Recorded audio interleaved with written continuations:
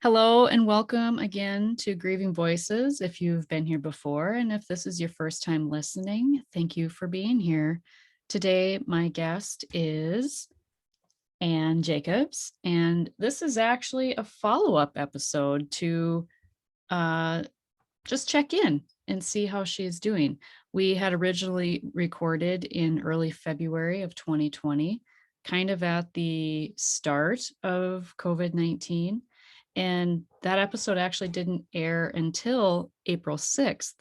And that episode is called The Road Less Traveled, 17 Years with Triple Positive Metastatic Breast Cancer, which Ann has. And so, Ann, thank you again for letting me follow up with you and sharing your follow up with my listeners. Thank you for being here. Oh, you're welcome. Again, my honor to be part of it.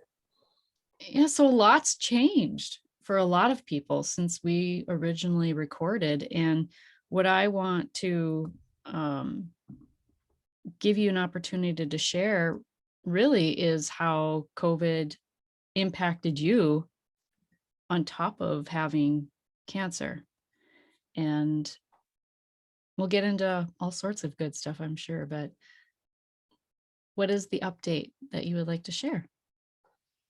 Well, the update, which is good news, is that the current drug that I'm on, it's a fairly new drug. It's called Enhertu, Enhertu, is working, which means it's either keeping my cancer stable or best case scenario is what we call no evidence of disease or no evidence of active disease. And the last PET scan I had showed the cancer that's in my right lung is stable, which I'm thrilled with because it's currently is a little bit more active than my lower spine, and my lower spine is no evidence of active disease, which means the cancer is still there, but when the PET scan doesn't pick up enough uptake to, like, if you went in and had a PET scan and you got the same uptake as I did, it would be normal. They wouldn't consider anyone else having cancer. So right now I'm stable, which is wonderful. I always get nervous before my next PET scan, which I'm going to have in August. They call that scanxiety. Because sometimes sometimes I have a false sense of security that in between scans, oh, everything's okay. And then as you get closer to the next scan, you start to wonder, okay, well, what is really going on? And what will the PET scan show? And is the cancer actually more active than the prior scan? So that it can be a very extreme anxiety, or it can be low level nervousness. But either way, I usually experience it. So cancer wise, I'm doing well. I'm on treatment every 3 weeks for the cancer drug, and then I also get immunotherapy to help boost my immune system. About 1 to 2 weeks after my cancer treatment. So that's a really good thing. And I'll stay on Enhertu as long as it is keeping the cancer at bay. And then when it isn't, because thankfully I've been here for 17 years doing this, but eventually the drug will stop working and then I'll get on a new treatment. So that's sort of another fear, is that, okay, well, what's next in the pipeline? So I'll probably ask my oncologist at my next appointment, if my next PET scan shows increase, it's not, a solid decision, but what else is out there? What are my options? So But for right now, it's good. That's so good to hear. I'm so glad for you and your family. I'm sure Yeah. it's like a party every time good results come back, I'm sure. Yeah, it's when I do get the PET scan results, I get them in my online health portal, and actually I have my husband read them. I don't read them anymore. I used to just, go, can't wait to get the results, read them, and let's see what it is. But I'd say for the past 2 years, I'll just tell him, okay, the results are in, you read them and tell me what they are. Because I've asked my oncologist to send them as soon as she gets them. And because I could ask her not to put them in my portal and just wait till my next appointment. But so he'll read them, and if they're good, it's okay. I physically feel myself relax. If they're not, then like, okay, I'll have a physical reaction one way or the other. And then we'll tell my kids, and they will react to, I mean, they've been doing it for 17 years as well. And they will be relieved and pumped up if it's good news. And if it's not, then they say, okay, well, mom's going to go see your oncologist, and they'll come up with a new plan. And, we'll go from there. The, the, I've never actually, I don't know, probably someday, I hope it's not for a long time, might have to have the conversation of, well, we've done all we can, but I don't think about that. And I'm sure they have it in the back of their mind, but because who wouldn't? But it's not something that we focus on.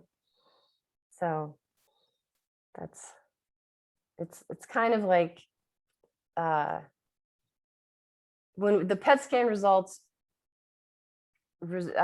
give us like a wave. It's not like a big high low.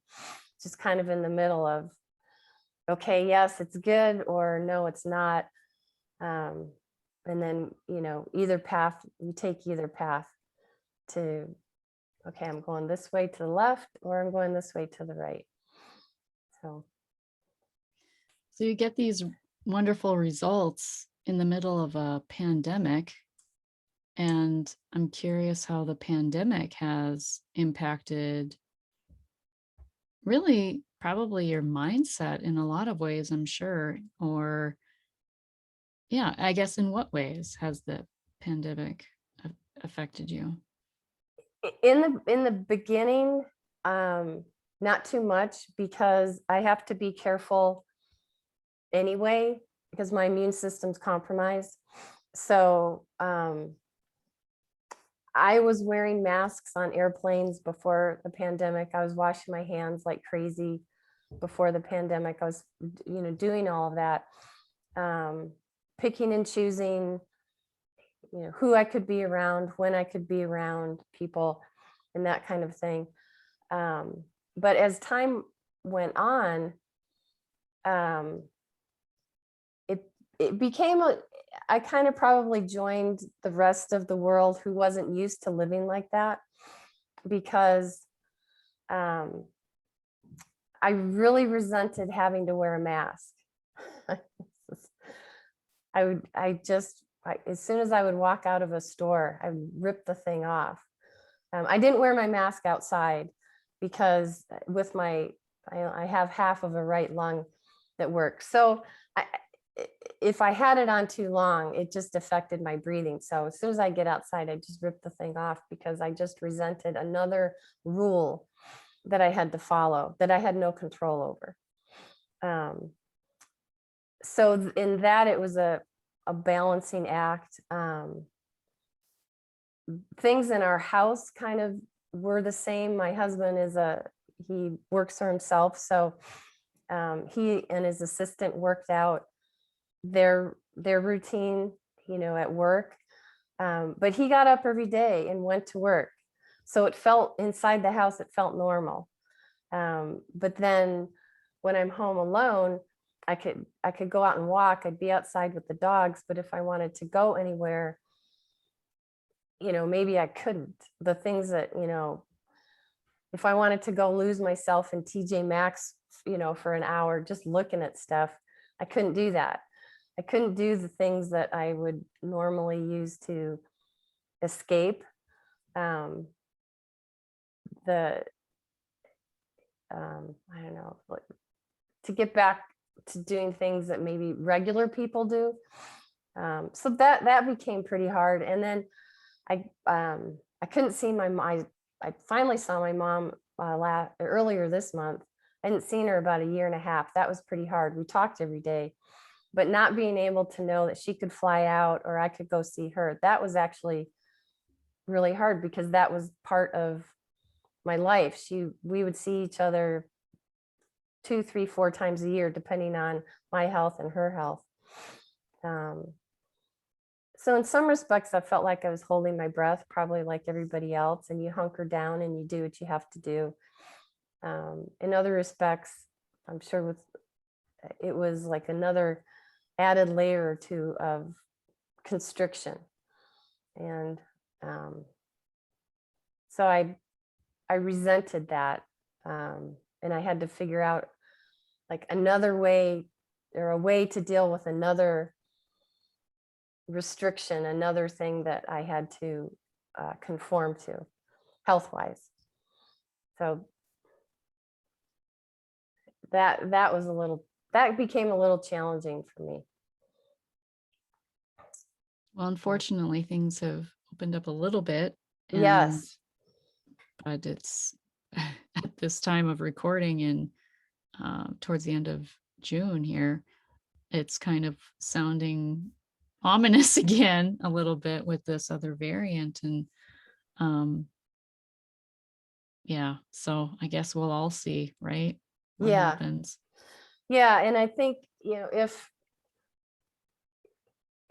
you've been through something, you kind of know what to what your experience was and how you eventually made it through that experience. And so you can rely on that information to, prepare you for, hopefully, we won't go through this again, but if we have to at some level, whether you're working from home or you have, little kids at home, or retired, or you've got parents in a nursing facility, you can lean back on the experience you had and hopefully not make life a little bit easier, I guess. So we'll see. But yeah, for right now, it was when I was back in Michigan. I live in California. When I was back in Michigan, they had lifted the requirement to wear a mask if you were fully vaccinated. So as soon as I got out of the airport, you have to wear it in the airport because it's the federal regulations and all that. And then I was with my mom at a doctor's appointment. You wear it in the common areas, and then in the exam room, you can take it off. But other than that, nobody really was wearing a mask. It was just this wonderful, like, joyous feeling of, we just felt normal again. And then when I got back here, it was just a couple days, or to California, it was just a couple days later when they lifted the mask requirement. If you're fully vaccinated. I've noticed there's more people where I live will wear the mask than they were in Michigan. But either way, it's you have the choice. You can wear it or not. You don't have to. So I don't. Yeah. Yeah. So what have you found that has been helpful to you living with cancer during a pandemic? The thing that kept popping up for me, which or I should say percolating to the surface, which means I've been thinking about it, or I've been pushing it down, and then it kind of keeps coming up and up and up, and I felt this for a long time. I tend to minimize for myself, like, the smaller losses, which what I consider I'll explain in a minute what I consider to be smaller losses in my life. I have uh, I have three friends whose um, their their sons have died way too early, and one uh, from cancer, one by suicide, and one by accidental uh, over medicating. And that to me is, I just admire these women so much. I just don't know how they go on, but they do. And I look at them and I say, okay, well, and just because your legs hurt today and you can't walk, or you don't have, you all you can do is brush your teeth and go back to bed, but your kids are here. My three sons are here, and so I use that as a benchmark. What I found is that the more that I don't deal with,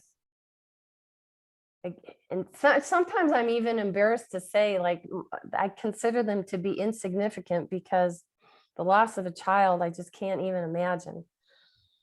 So the rest of it, I think, okay, I should be able to deal with this, because I think, well, God forbid, what if I lost a child?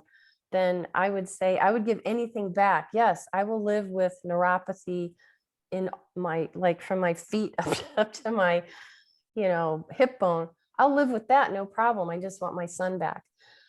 I will live with the fact that, I'm in bed for 5 days, or, I'm in the hospital for 5 days with double pneumonia.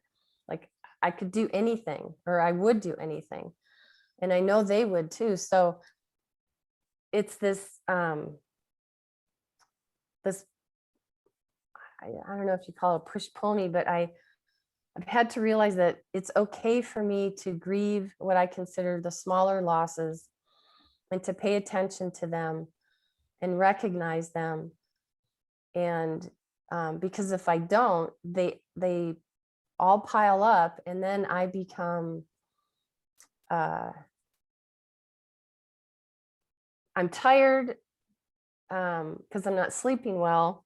So I have low energy, but at the same time, I'm like lethargic. I don't feel like doing anything. Um, I can't concentrate. Um, and if I do concentrate, I have to just pull everything out of me to sit, to do a task. When I get anxious or nervous or depressed, I don't eat. Some people I know eat. My response is not eating. So if I allow all these little, what I consider to be little things to pile up, then it becomes this big, huge mess. And then I don't know where to start. It's all this stuff in a pot. And if I pull one out, it's stuck to, it's just stuck to everything else. So where do you start? And it becomes a little overwhelming.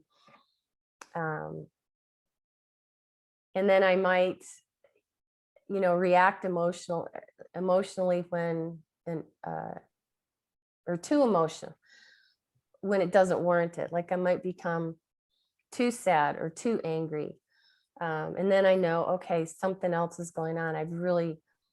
I have to allow myself to pay attention to these little things along the way, recognize them.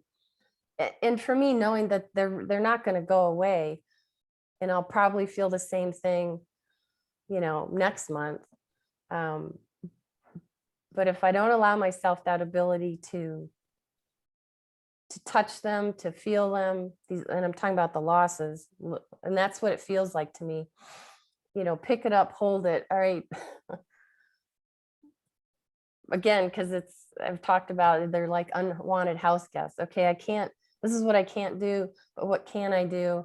And that's sort of been my motto, but sometimes that doesn't work. And then I know I have to do a little bit more, pay more attention to what's actually happening with me, instead of saying, all right, high energy, I'm going to do this today. And I'm going to be grateful. I'm going to focus on the joy. I'm going to do one thing that makes me, happy, whether it's for myself or someone else. I go through my checklist, but then if that doesn't work, then I know, okay, I've got to dig a little deeper and allow myself to do that, based on it. And it's my own, I don't know, comparison's not the right word, but to allow myself to feel sad or angry that I'm in this situation, even, and my kids are okay, and my husband's okay, and my family's okay. So that actually has been popping up quite often for the last, I would say, 6 months. So that's been my. And it was, I can't remember when, but it was after we recorded. I offered you a Reiki session Yeah. that you took part in. It was a distance Reiki session, obviously, because you're in California and I'm in North Dakota. Mm-hmm. And what came of that is you had shared with me after that you feel like you need to, well, actually, what came up during the session, and I told you, was that you need to start painting, Yes. not knowing that you were a painter at Well, one time, that you painted, that you loved yeah, to I paint. messed. Yes, Yeah. I that just you fooled love to around with paint. it. Yeah. Yeah. So have you been painting? I did actually. I went out and I bought some little watercolors. I pulled out, and it's when I just mess around with it. I am not a painter, but so I did. I went out and bought that, and I did for probably about a month and a half, and then life started happening, and um, but yes, that was something that came from the Reiki session, and it felt right. It feels good. I have it all downstairs, where I keep some of my craft things, and but I have not done it for the last, I think, January, maybe, because it's the new year. But I haven't done it for the last few months. But that does, that and I know I'm not saying anything new here, because but just to have the brush, and stick it in the paint and whatever, I don't even think, I just start. It can be just movements of my hand on the paper, or and that's usually actually what it is. And then I'll look at it and say, oh, okay, well, this looks kind of angry, or this looks peaceful, or I recognize exactly what's going on, and it's a way to get it out of my system. That's where I was going. Yeah. That's Yeah. exactly Okay. where I Took was me a while to going. get there. Yeah. No, but that's where I was going. That you hadn't told me that part, but that's what I was suspecting, and what you were saying too, about what you were sharing about minimizing, and just these other losses, these smaller losses that are not small. I'm not minimizing them at all. Those were your words, but when you're feeling that way, that might be a wonderful thing to pull out when you're feeling that way, right? Yeah. Um, and maybe even take them outside, Yeah.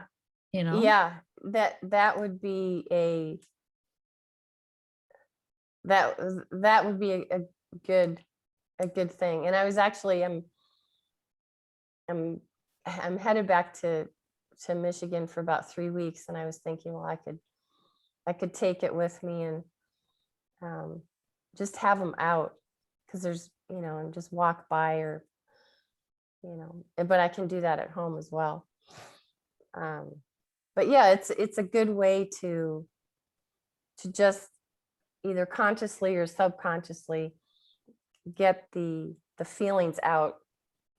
And I used to do it a lot. So it was, the Reiki session was very uh, sort of eye-opening, that you had picked up on that when we had never talked about it before. Yeah, and would you like to share more about your experience with that Reiki session? Sure. So I had thought about doing one here, um, years ago, and and I had done some research and I'd found someone, and then probably cancer got in the way and I couldn't do it, and then I stopped thinking about it. So I thought, oh, okay, we'll give it a try. And truthfully, I thought, how's this going to work? Because you're in North Dakota, I'm here, and um, the how does the energy, you're not here in the room with me, how does the energy flow, how does this even work? So I was not skeptical but curious. Thought, well, okay, we'll see how it goes. But I found that listening to the music and just knowing you were on the other end, because we didn't talk for what, like an An hour hour. Mhm. hour um that sort of mindful connection uh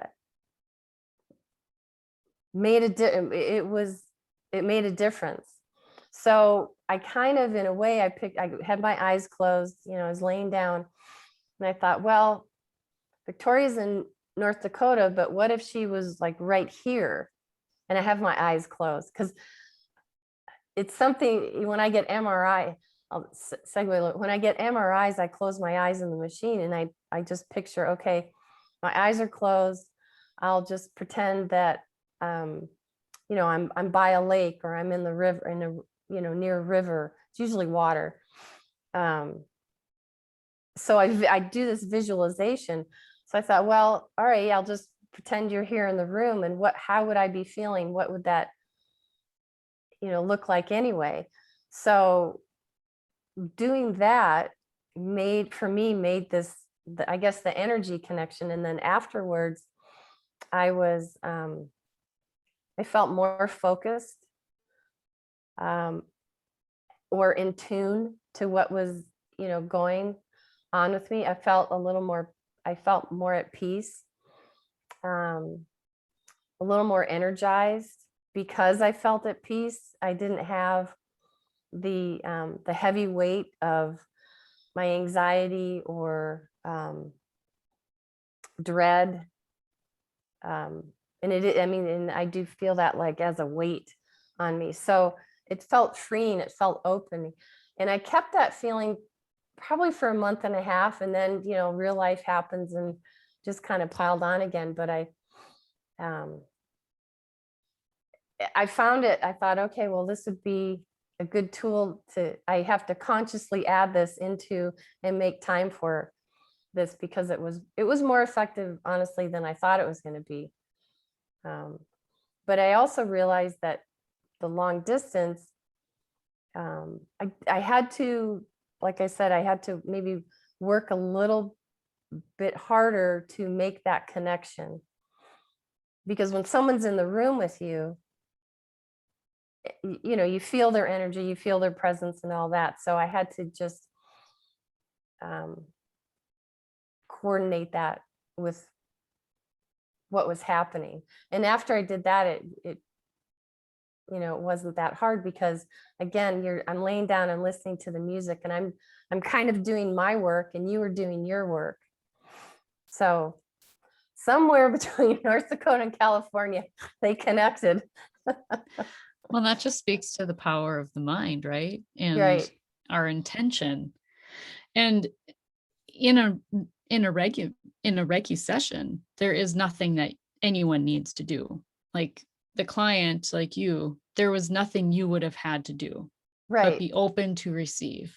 Right. So Yeah. you just took it one step further for your own intention. You put Yes. your own intention into it. And that's, again, I'm just saying, like, that speaks to the power of intention. And so we can bring that in all areas of our lives, right? Yes. Yep. Yeah, we can, because um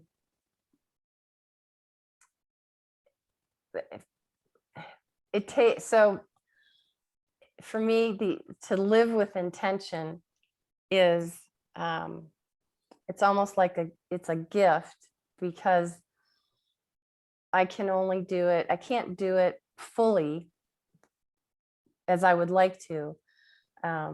But I can do it in little pieces, just because of, again, my energy level, how I'm feeling, and the other, living with this unwanted house guest I have to deal with.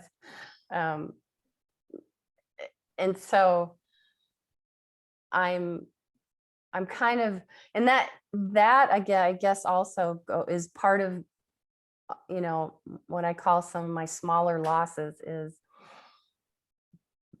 to say, oh, I'd love to do this, but I can't.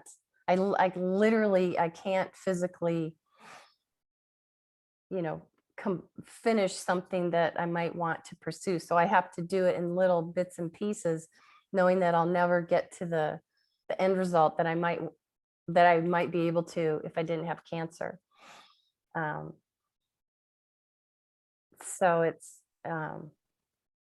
again, and that's popped up these last few months, because I'll see people around me doing these wonderful things, you with your podcast, with your amazing guests, and you know other friends who they are living with intention. And I know they have their bad days, and I mean, everybody does. But they're seeing it through, and I know that I can't see something all the way through. I can go part way and enjoy what I can, but then I have to recognize, okay, well, I'll, if I can't, I don't know, I can't even think, if I can't do what XYZ, but I can pull out my watercolors, and I can, just kind of paint and mess around with that for, an hour. Or I can write I can sit down and write for 15 minutes, which is, um, I, I participated in a podcast writing, with a nonprofit, that they help cancer patients, and the woman said, you just for 15 minutes, and she'd give us different prompts, and she told us the best way to do it. She says, it just takes 15 minutes, just sit down and write this, and you can come back to it. So I can do these little things in pieces. Would I ever be able to write a book? Yeah, probably not.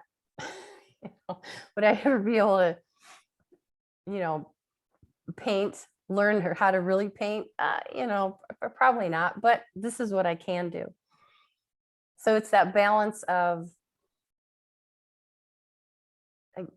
recognizing the losses, and then also say, I can't do that, and allow myself the time to grieve it. But yes, I can do this. And so I can live with intention, not the way I'd love to, but I still can live with intention. I Is disagree that, on the oh, book writing part, though. oh, Very much I, disagree on that. I don't know. I very much disagree. Now, speaking of writing, because when we last recorded, it came up about writing your children letters. Yeah, Have you gotten back into that? Because you had said that you had started doing that. I did. And so I haven't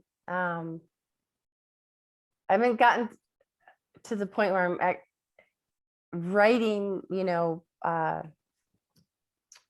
let's see, like, lifetime, I should probably, well, anyway, I'm sorry. Yes, I've been sending them cards. I'll find a card that I like, and then I'll write a note in it, and I'll mail it. And I don't do it like, I could probably do it every day, but they'd be like, Mom, you've lost it. So, but I'll even, our youngest he's in transition for, he's been home for the year for COVID, and now he's looking to go back to school. And he's been living with us, so I'll put a letter in the mailbox for him. It just turns around and comes right back. But it's always fun to get something in the mail. So I have been doing that. And then I've also been sending them, little texts here and there. They're so busy that the texts have to be super short. I love you, or, I think you're amazing, those kinds of things. But I haven't gotten down to actually do that writing that we were talking about, where it's more of a, Lessons from mom. yeah, thank you. Yeah. Yeah. So, Don't say I never told you so. yeah. Yeah. So But what do you look forward to for the rest of 2021? well, I take it in little snapshots. So like I leave mid July, and I'll go back to Michigan for about 3 weeks, and we have a cottage in northern Michigan. And so Chris and the boys and one of my son's girlfriends, they're going to come out for the last week. I'll be there. They come out maybe 4 days after, and they stay for a week, and then I'll stay for like another week or so. So I'm looking forward to that. And then we come back, and then I'll get my PET scan, and then I'll have the results of that. And that sort of is, I'll go that far out. But beyond that, we're hoping to either go have a family trip to Yosemite or the Grand Canyon. So that's, out there. And then one of my brothers is doing a half Ironman back in Michigan, so in September. So I would actually like to, if I can, I'd like to go back for that again. But those up until, everything beyond the PET scan is possibilities. And I've lived with that.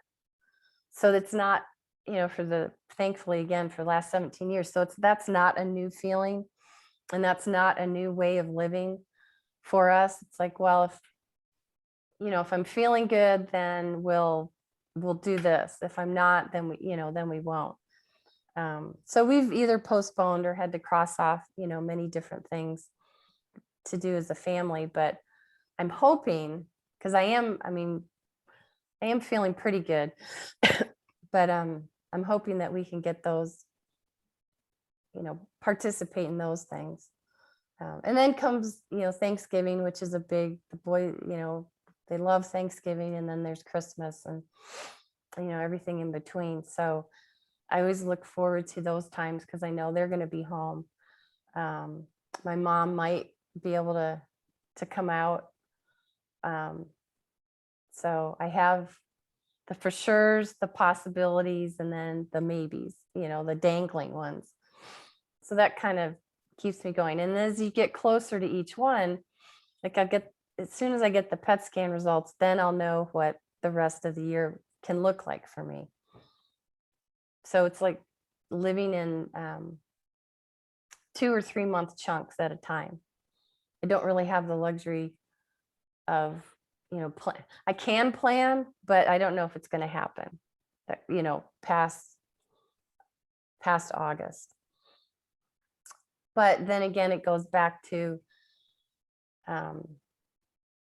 getting myself to the point where I'm okay. I'll focus on I know I have to deal with, because they keep coming up, these losses. And then, okay, I feel like I've got my head above water a little bit, and then get back on track with the things that, I can find joy in, things I find hopeful, and the things I have gratitude for. So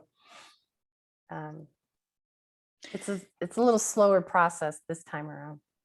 Do you know of other women in your area that are living with metastatic breast cancer? No, not right now. I know women who are living with, either currently going through treatment or have gone through treatment, but they're not stage 4. They might be 1, 2, or 3. But I'm in a Facebook group with a metastatic breast cancer Facebook group, and that is pretty helpful, because I can, if I'm, when I need to get on and read, I can comment, I can interact, or I can just, you know, sit back and read other people's comments. And that helps a lot. Because if you have, everyone posts on there, you know, good news, bad news, and in between, and you will get so much support, and it's, you know, it's heartfelt support that you can feel through, you know, the computer, like you can with the reiki. You feel that through the, you know, those, the, you know, the headphones and that. So that to me is pretty helpful. And you're talking with women who are going through the same thing. They might not have the same cancer characteristics, so they might be on different drugs, but the issues are usually the same. Yeah, I was just wondering if there was anyone close to you, maybe even in that group. There probably is. Sometimes you know, in the past, I've you said, yeah, well, let's meet for coffee or something, and it didn't happen. So if right now I don't feel a strong need, but it might be in the future. You know, I never say never, to make that connection. So I know it's there, and there, you know, of course there's gonna be women, you know, around me or within like an hour, 2 hour drive that, you know, you could go meet. The Bay Area, there's a gal I know, she's been dealing with metastatic cancer. She lives in Southern California, and she's very active. And I used to see her more often just because of different things would bring us together. But now I, you know, you interact through the Facebook group. But, you know, if I needed to, I could pick up the phone and call her and, you know, and talk. So that's always available. Well, and I think there's just, I mean, it's a good thing to have people who really get what you're Yeah. going through, right? And so Yeah. just that you have that support there Yeah. of people who really do get it. Yeah. Because I still can't wrap my head around 17 years. When is your 18th anniversary? Next year. So it was actually July of 2004, and you know, my kids were little. My youngest had just turned 4, and we were at our cottage in Michigan, and my back started hurting. I thought, oh, you know, I'm running around in the water and I'm picking kids up and moving and, you know, all that. So I tweaked my back. So I got a massage, and it seemed to help, but the pain didn't really go away, and then it became pretty acute. So, you know, I came back and I asked my oncologist, you know, I told him what was going on, and he said, oh, it's probably sciatic nerve. So we got an x-ray just of my, like, right below, you know, my lower spine and off to the right. And it came back clear. And then probably a month or so went by, and I called my primary care physician and said, you know, I had this backache, it's not going away. So he x-rayed from my waist down, and, you know, boom, that's the cancer showed up in my lower spine and in my left hip. And so I didn't get officially diagnosed, you know, for months, probably till October. So, and then I didn't start treatment until maybe November, December. But I look back I know the cancer was there in July. It just, I hadn't got it diagnosed yet. So I always use July as the the month. So 18 years will be next year in July. Wow, that's incredible. Maybe I can be, I'll come back in July of next year and we'll see how it's going. I would love to have you. That'd be great. Yeah. And it's, I would never expect anyone, I would never expect you to, it's too hard to wrap your head around. Like what does it look like to live with this, or, any sort of cancer, or, what is the day, what do you do through every day? Ride the roller coaster. Yeah. Right? Yeah. And it's, it is pretty hard to understand, unless you live through it. And I wouldn't want anyone to have to to understand it. But there's thousands of women who are doing this every day. But it's, yeah, you wake up one morning, oh, guess what, you have cancer. Okay, and it's never going away. Oh, okay. And depending on your life experiences and how you've handled things in the past, that will influence you moving forward. And when I was, when I got diagnosed initially, I had this, all right, let's, stage 3, we'll beat it. It'll go through chemo. There's a start and there's an end date. I've got this. And then you get the call, no, it's spread. I was, what are you, I had no comprehension. I didn't know where to put my feet down. This was something that I had never encountered before. So I had a friend help me sort of navigate and get a second opinion. And, you go from that to a third opinion, go back to your oncologist, you make a plan. So it's just like moving forward without a map, just doing the best you can. So that's led me to here. I've learned a lot along the way, but it's pretty amazing. I'm pretty grateful. I'm very humbled by the fact I'm still here. Very, very grateful. I love that you're here.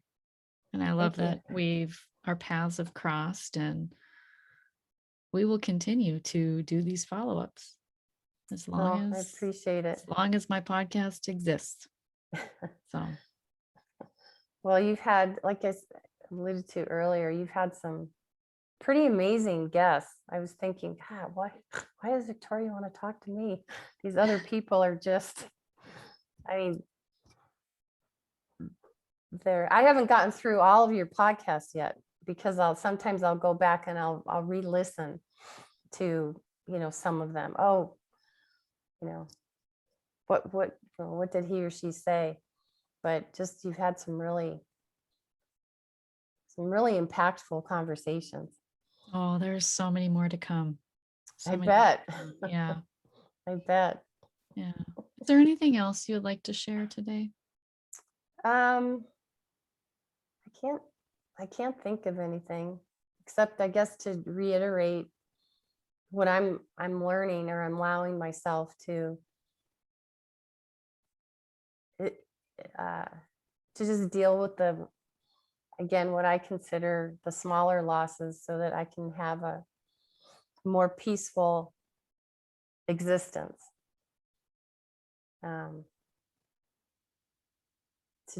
To find what works for you, and allow yourself, if you're having, if you have that I should do this, or I should do that, that's when those shoulds come up too much, I need to really pay attention, because then I'm not doing what is best for me to be the best version of myself, and allow myself to push the shoulds away, and the judgment, therefore, I have on myself, and just focus on, all right, if I do this, I'm going to feel better. I'll be a better version. I'll be a better mom, wife, friend. I'll be a better Anne, be a better person for myself too. So That's perfect. And we will end it there because I think that's perfect. okay, thank you. Thank you again, Victoria. And thank you for being here and for being you and sharing all that you're learning along the way. I appreciate you. So appreciate you too. Thank you. And remember, when you unleash your heart, you unleash your life. Much love.